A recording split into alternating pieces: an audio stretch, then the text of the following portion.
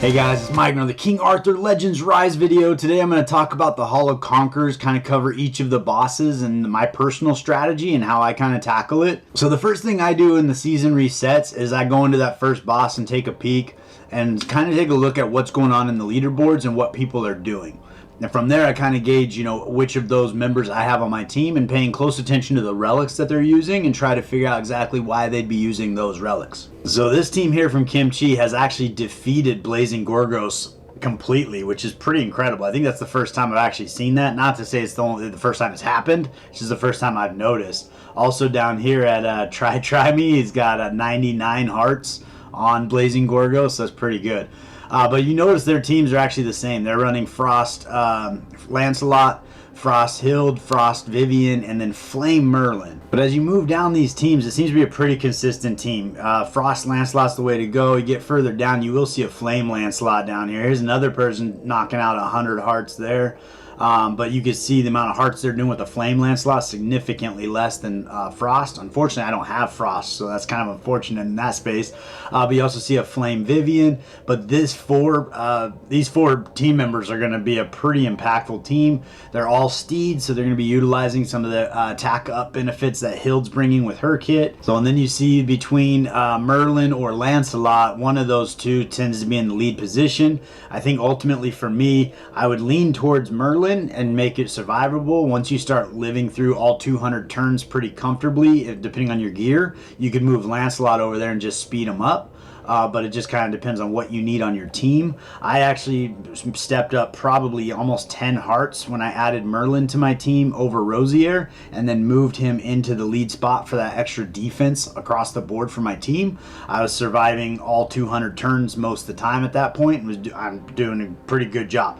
Now that being said, I'm at 45 hearts, which is a far cry from what's going on here. And I do think bringing in Lancelot and the Frost Relic would probably make a pretty big difference. The other thing you'll notice is a lot of these folks are much higher chivalry than what I have going on, so that's another thing just to keep in mind. And the higher the chivalry they have, the longer they play the games, also the better gear they probably have on their account.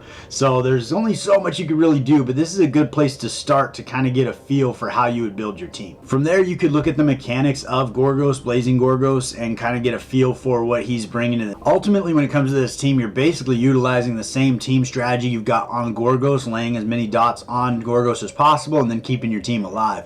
If you can do that with Vivian, that's a big win, because with one position you can clear all of the burns that he's putting on and heal your entire team. If your Vivian is not at a place where she can keep you alive that long, you could separate and do a bigger healer, or run her A3, which comes in with a bigger heal, and then run her alongside Jarrett, the uncommon, and he can strip all those buffs. It's just going to minimize the amount of damage you can do, because then you only have 2 DPSers, dot or otherwise, instead of 3. So if you can get Vivian to get to a level where her heals are big enough to keep you alive, and that's going to be a 3 pieces to her build that's going to matter. The 3 most important parts of her build that are going to help you do that are going to be her HP. You want her to have as high HP as you can get, because all of her heals are based on her max HP. You're going to want her to be pretty fast, because the faster she's rolling around to heal your team, the better. Also, the faster she's clearing off all those burns, the less burns your team is taking. And then lastly, you want this recovery stat. The recovery stat is going to be help her heals come in strong and be as large as possible. So that's really the 3 stats you want to focus on with Vivian. And then if you can get a little bit of defense on her just to make her tanky and survivable as well, that's going to be helpful. But ultimately, that's going to be the 3 stats you're really pushing to Vivian to get her to a point where she's going to be able to bring those heals and keep your team alive for the full 200 turns. I personally run my Vivian in a Vigor set and a Life set. She is spamming her A2, but it is crucial that she doesn't miss her A2. So having her in a Vigor set is pretty important to make sure that she's always able to run her A2 to get those burns off, as well as heal your team, because you skip 1 turn of heals and Gorgos would probably take you out. So, and then the live set's there just for the HP stat. So comparing my team to the max team, I would prefer to be running Flame Merlin here, and then Frost Lancelot, who I don't have, as well as Frost Vivian, which I also do not have. So that would be the team that is running the strongest. This team for me is doing pretty well as far as that goes, but again, it comes down to having the right relics and then having them geared up, as well as the right gear and having it geared up as well. If we take a closer look at Merlin with his Frost and Flame relic, on the Frost relic, he's doing this freeze, which you cannot freeze Gorgos. So I don't think that the A3, I mean, it does bring some damage, but I think they're going to be spamming his A2 for this big hit here. And then doing Frozen Remains, where he picks up damage taken decrease by 1, and then dot immunity for himself, so he keeps the burns off himself, and then he charges his attack gauge by 30%. I typically spam this. I think the most damage I was able to do is actually going back and forth between these two. So running A2, then A3, then A2, then A3. And I think that did turn in my best numbers. But if we take a peek over at his Flame Relic on the A3 here, he's got the crit damage increase for 2 turns, so which will mean they will he's granting that to each ally, so they're going to be doing more damage to Gorgos, which I think is obviously going to help you get your numbers up a little bit. And then he also has a 100% chance to grant each of the allies debuff immunity for 1 turn, which is going to be helpful, as well as charge vigor a little bit and attack gauge disruption, which I don't think actually works on Blazing Gorgos. But I don't have it set up, so I don't really know. But we could try that out and see. So the A3, I think the crucial piece there is going to be getting that crit damage increase for all of your allies to get a little more damage out of each of them on their turns. My guess is they're probably going back and forth between the A3 and the A2, where the A2 is going to be attacking one enemy 4 times with pretty good damage here, and then it stacks up as you level it up as well. And then 100% chance for the last hit to do the Phoenix Ashes, where it'll heal the attacker by 13% of max HP and grant the attacker attack increase for 1 turn, and then also increase his attack gauge also.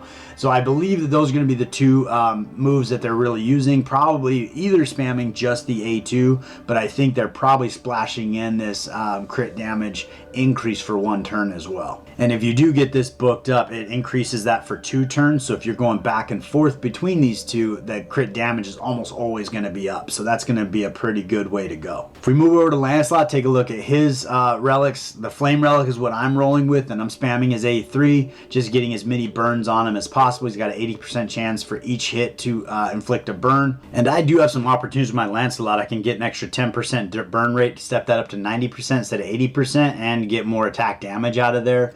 I personally don't use the A2. You can't stun Blazing Gorgos, so the A3, trying to get those dots on there for the explosion.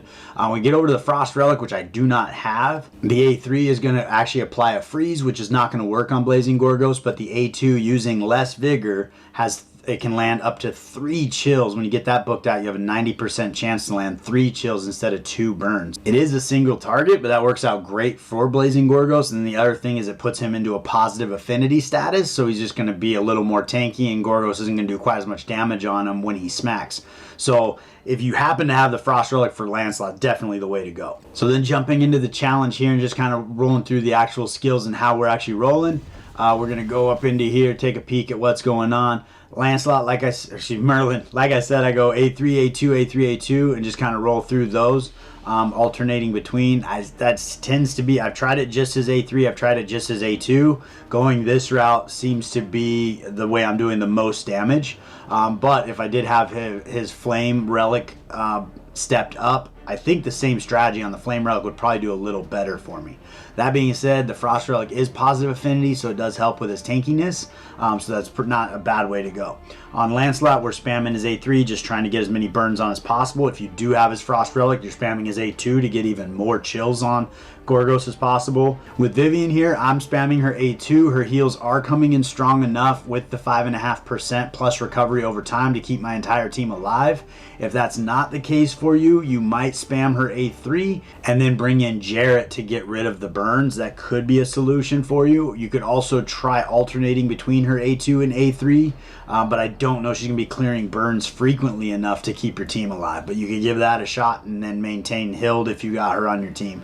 And she's just another damage dealer, and she does a great job exploding dots, and she's just bringing in some monster hits. So I'm just in here spamming her A3 for as often as we can get to that dot explosion. So that's pretty much my team as how I'm running it.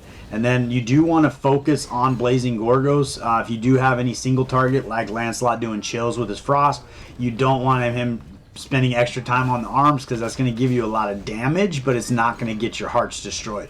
So you just want to make sure when you start this fight that you do click on blazing Gorgos to start that out. I do feel like there should be a setting at the beginning of all the screens where it's focus on boss, you click it and then you're done, but it is something that you just got to keep in mind when you start this battle. So we're gonna go ahead and let this run through, and I'll bring you back in when it's done. Thought I'd bring you back in. I forgot to mention, as you're building these other characters for Merlin here, you want him to be fairly quick and also just durable, making sure that he's able to sustain himself and take on those big hits as you get deeper into blazing Gorgos. And then you also want to kind of add a little bit of attack on him as well, because he is going to be taking those turns. You want to make sure you can kind of step his damage up where you can, just because you're going to get a little more out of him that way. Lancelot, you definitely want his attack accuracy or effect accuracy up. You probably want him pretty quick so he can be landing a lot of those dots, get him on there before Hild's exploding them. And then obviously tanky. My first goal when I'm building a team is try to get them to survive all 200 turns. If I can get there, then I start putting damage in where I can without sacrificing somebody dying. So that's kind of my personal first goal, is to build them survivable, then start adding damage back in. I know for some folks, they just go straight for damage and get as much out as quick as possible, which if you don't want to sit here and watch it run for a long time, not a bad way to go either. It's probably 6 one way, half a dozen the other, but my feeling is if my team can stay alive through the 200 turns, give me the best chance to get as much damage as possible.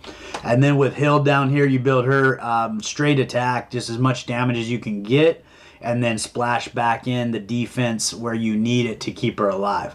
For a while there, she was actually dying probably right around right now. But once I moved Merlin into the lead spot with that added defense as a leader benefit, that gave her enough defensive stats to stay alive. And now all 4 of the players are sticking around for the whole fight most of the time. All right, so we're actually setting a new record this time. Hild just went down, I think, with 25 turns left.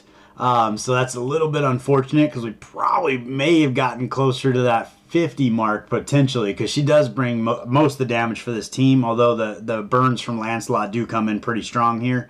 But ultimately, we turned in a new record here, which is pretty cool. I would like to start building up Merlin's Flame Relic and see if that actually steps up the damage. We might give that a shot, depending on the resources I have on the account. I've been stretched pretty thin, though, and I still do want to build Baborn for Talos. So this first time we ran it, maybe we got kind of poor RNG. We got 5.4 million this time around. I don't think I've changed anything since the last time I run it. We're at 6.2 million, so just better RNG. Did make it the full 200 turns, but we did lose Hild. So on Sirion here, I think the main team has kind of changed, because I think most of them when I started were actually using Morgan to bring in your defense down, so that your damage dealers could crush a little harder. And a lot of them seem to be moving over to Clarison in the Storm Relic, which I don't think I have. I think I have her Flame Relic.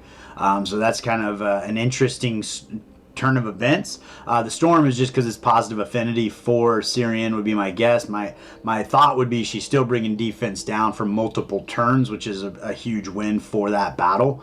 But I do have Storm Morgan, so for me personally, it'll probably maintain higher hearts, keep maintaining my Morgan in there with the Storm affinity versus moving my Clarison over with the Flame. But that is kind of just an interesting thing that switched up there.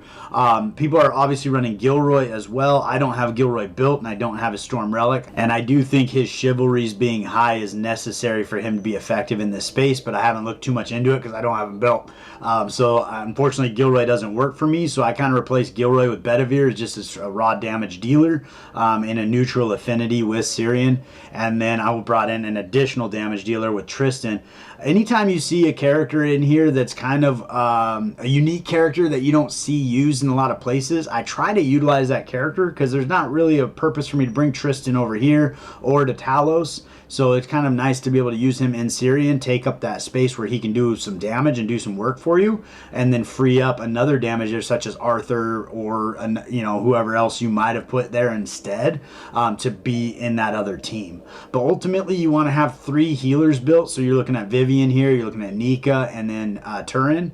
And then you want your 3 support champions that are bringing like defense down or burns or whatever. And that's going to be your Morgan, your Clarison, and probably here you're looking at Merlin / Vivian probably as far as that. But a defense down on this team would be incredible because that's going to help.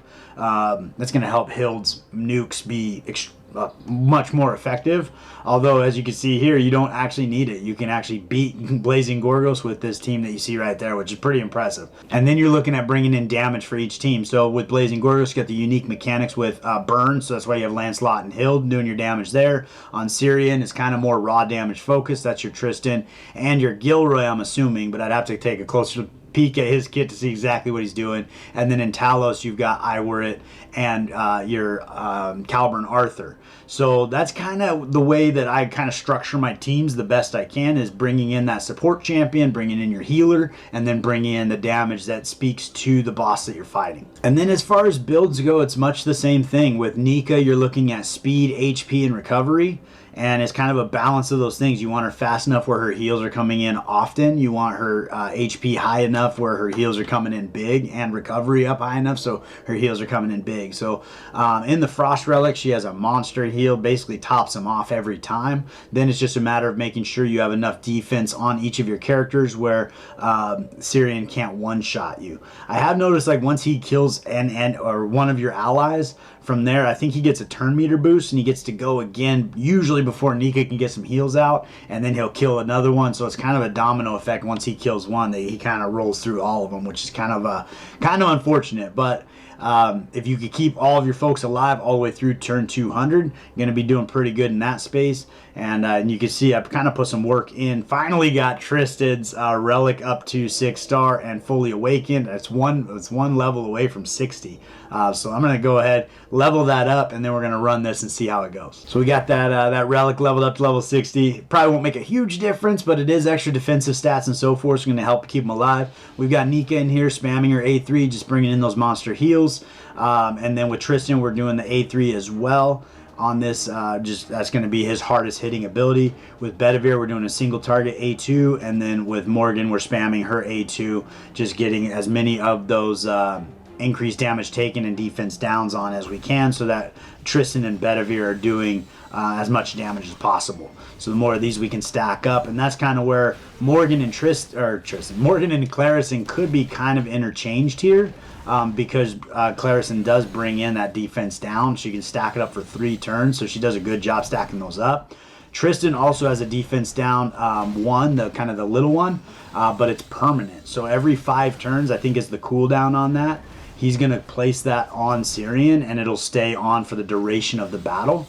Which is going to be helpful, just letting Bedivere and Tristan do a little more damage. But we're going to let this play through, run, and hopefully you've set a new record, and I'll bring you back in when it's done. So we'll bring you back in here. So this team is on pace to actually set a new record, as long as it doesn't fall apart, because once it falls apart fast. You can see these 4 defense downs that Tristan has landed on Sirion here, and those have been on for the duration of the fight once they stacked on. I think it does max out. You can only get 4 of them on him, and then you get these added defense down and increased damage taken from Morgan as it moves around. If you are tanky enough, and I'm not, you could pull Nika outside of the lead role, bring Bedivere in here and do more damage, because I think he does a 10% crit damage across the board, which would help you out. But honestly, like, when you see this AoE hit come in here, like, I'm hanging on by a thread with a lot of these characters, and then Nika can come on and top them off. I do have my Nika fast in the beginning of the fight. She takes extra turns, does heals that are completely unnecessary, but as we get to the end of the fight, you can see that he comes in with some solid damage, and sometimes it takes her 2 heals to get people topped off before his next attack, so it becomes necessary to have her that fast in order to run and stay alive. But it looks like our RNG might get us right to the end of the battle here. It looks like we probably set a new record if everybody stays alive. But we're doing a pretty good job there. Got to get those defense down and increase damage taken from Morgan on. There we go. That's going to help out quite a bit. And then I get this all the way through here. Hopefully we get to 52 in 4 turns. There we go.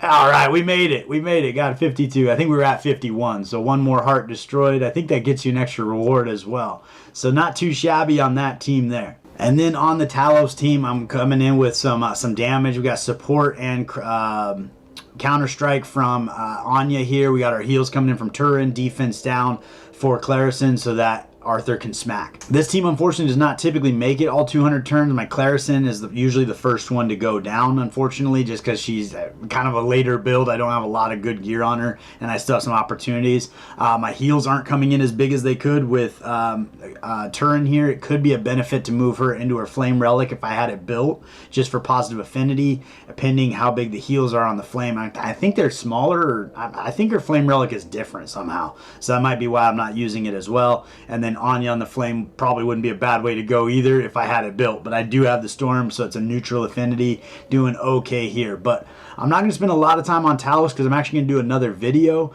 and we're going to bring in Baborn and talk about him. One thing in the quality of life thing I would really like to see in this space, and if you're listening, Netmarble would be really helpful, is once you use a champion inside Blazing Gorgos, for example, and I want to say I just want to try what Vivian would do in Talos.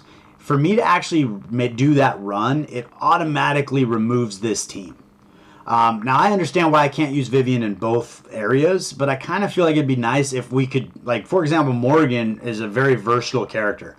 So I could use my Morgan, let's say I have a record set, which I do, with my Morgan in Sirion here.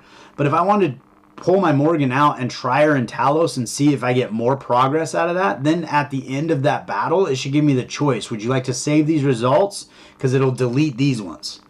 But the problem right now is if I even want to try Morgan over here, it automatically removes this. So if I end up pulling my Morgan over here and for whatever reason she does 35 hearts, I don't even set a new record with her. I remove this record completely, and depending on how many times I set that battle for RNG to get 52 hearts instead of 51 or 49 or whatever it is, now I got to go back, set that team up, and hope for that same RNG to happen again. So I think it'd be really cool if we were able to move characters around to run them, and then after the battle was over, we get to decide whether or not we want to keep the results to negate the other ones, or if we'd like to just leave that person in that team. That would allow us to kind of theory craft a little more with less consequences and not having to go back, rebuild, and hope for better RNG again. But that just kind of rounds out the Hall of Conquerors and what my strategy is as I approach this. And then ultimately every time that resets, I'm trying to get in that top 50 so that I can get into the rewards where you start to get the fragments of Arthur's Storm Relic. Now, it was his Frost Relic. So as long as I can maintain this top 50, I'm pretty happy about that. That's kind of my goal each time. Top 10 would be amazing. I've never gotten close. I think the best I ever got, I think, was around where I am now at 32nd. But if I don't do any more hearts, I probably will finish right around 40th, because right at the end, everybody kind of does a push. So if I just rest on my laurels, it'll definitely fall down from 32nd here, but I am going to build a Talos team with Baborn and take a peek at that, see if we can do anything in that space. But I think that's about what I got for you today. I am going to launch that other video on Talos to kind of dive in a little deeper and build out Baborn, probably do some summons and so forth, so stay tuned. That one should be coming out hopefully the next day or so. I appreciate you guys hanging out with me all the way to the end. Hopefully you found that helpful, and I look forward to seeing you next time.